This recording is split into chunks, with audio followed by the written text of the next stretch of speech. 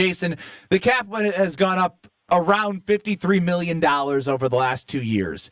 And what I am balancing in my head is trying to temper expectations for the Green Bay Packers and what they will do in free agency based off of 2019 and based off what they did last year.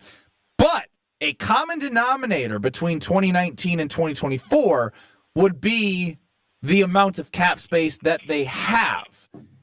They seem to be in a similar spot of having an opportunity to spend money. So where do you think fans' expectations should be this offseason in Goudé's aggressiveness?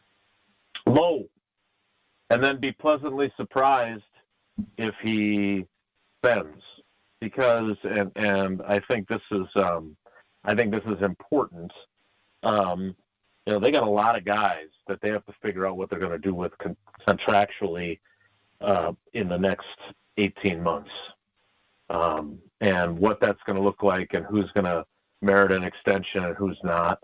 And all that stuff factors in. Like the salary cap isn't, okay, here's what you're allocated to re-sign your own guys, and then here's what you're allocated to sign outside free agents. It's all one kettle. And if you choose to spend on someone else, which certainly plenty of teams do, as you guys well know, that does leave less of the kettle of money to allocate to your own guys. And look at where they're at in terms of their 2022 draft class, right? They've got their 2 first-round picks in Quay Walker and Devontae Wyatt, who appear like they're going to get the 5th-year option. But maybe they want to say, hey, you know what? You guys are part of our plans. We don't need that kind of trial 5th year, and you guys counting, whatever that guaranteed number for each of their positions will be. We want to sign you to extensions. That would be an option for them. You look at the rest of that draft class, they got a lot to figure out. You got Zach Tom and Rasheed Walker, your 2 starting tackles. Yep. You got 2 guys that have been starting wide receivers for you at different times, but both have question marks now in Christian Watson and Romeo Doubs. You've got an edge rusher who, if you're not going to go out and acquire somebody, Kingsley Enagbare has become a pretty important piece for them. And probably, if we're being honest about his season, he's probably better than Rashawn Gary at times last year. So he popped up the screen more than him. Right. And so my point is that it's great. I mean, first of all, as you guys well know, it's not like the Packers got, a bump in the salary cap and nobody else did. All 32 teams do. But more importantly, they have other expenses. What's their plan at wide receiver? Because not only are those 2 guys that I just talked about going into their contract years, but at some point, you have to figure out, is it Reed? Is it Wicks? Is it both? Who deserves, a contract extension? And who do you believe is good enough to be that guy? So there are other factors beyond just, here's this big pot of gold, and we're going to spend it on Myles Garrett, or we're going to spend it on, a contract extension for Max Crosby if we acquire him in a trade. Like, those are all things that they have to figure out. So, speaking about the receivers, do you like this receiver room going into next year? Would you run it back, or do you feel like the Packers must, like it should be a high priority to add something to this wide receiver room? Yeah, I hate to use the word must, but I think it applies here. I think you're right, Kyle.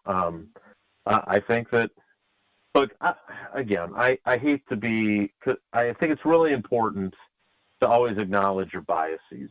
And so if you want to – if fans of KBN want to roll their eyes when I talk about Davante Adams and say, of course Wilde thinks they should get Davante Adams, that's his guy, that's fine.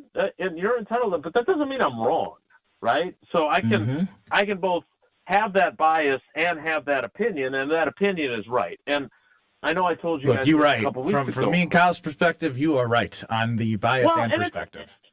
And here's the thing, Ben. Like, the reason why I think, say, Davante Adams over T. Higgins, right? Because it sure looks to me like, despite what they're saying, the actions of the Cincinnati Bengals indicate that they are planning on not just franchise tagging T. Higgins to negotiate a long-term deal. It's to Davante Adams, right? Tag him and trade him and get assets back, and then you're going to pay Ja'Marr Chase, and you'll draft some other wide receiver, and that's what that feels like to me. And so let's go down that path of they're trading T. Higgins, and Davante Adams gets cut by the Jets. And the three of us, plus Strofe, sorry, I didn't mean to leave you out, Strofey, can play Goody. So we're looking at those two options. Behind door number one is trading for T. Higgins and giving up something similar to what the Raiders gave up for Davante, which we can all agree, while I don't think Davante was thrilled with how things worked out, the Raiders paid a pretty high price, and even though he was a first-team All-Pro the first year there, they probably didn't get a return on their investment that they were hoping for. I think that is right? completely fair. On the flip side, I would argue that, while the Packers got an extra first and an extra second-round pick, I'm not sure that their return on that was better than if they would have kept Davante Adams. They would have made the playoffs in 2022. Was that Watson and Wyatt? So the yes and no, because what they did was they took their own second rounder and the Raiders second rounder and went up and got Watson at 34, which is the second pick of the second round. But so they didn't.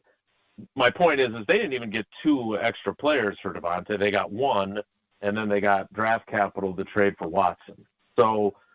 Look, the bottom line is that T. Higgins is going to be expensive, both in terms of what you have to give up in a trade, if that's how it works, and a big, fat contract that is going to say he is our number one wide receiver for the next 4 years. You've already convinced me. I don't even need to go to door number two. Door number two is the answer. Yes, and that's Davante. And Davante is going to cost, I think Adam Schefter told Jen, Gabe, and Shuey probably $16 million a year, which is a heck of a lot less than what you'd have to pay T. Higgins. And less draft capital that you have to trade for. Right. None if he gets cut and you can sign him. And then on top of that, I really believe in the succession line. And you guys have heard me do it over and over again with Freeman to Driver to Jennings to Jordy to Davante. And Davante can come in here, be the number one receiver for the next year or two at a not break the bank, but still really well compensated price.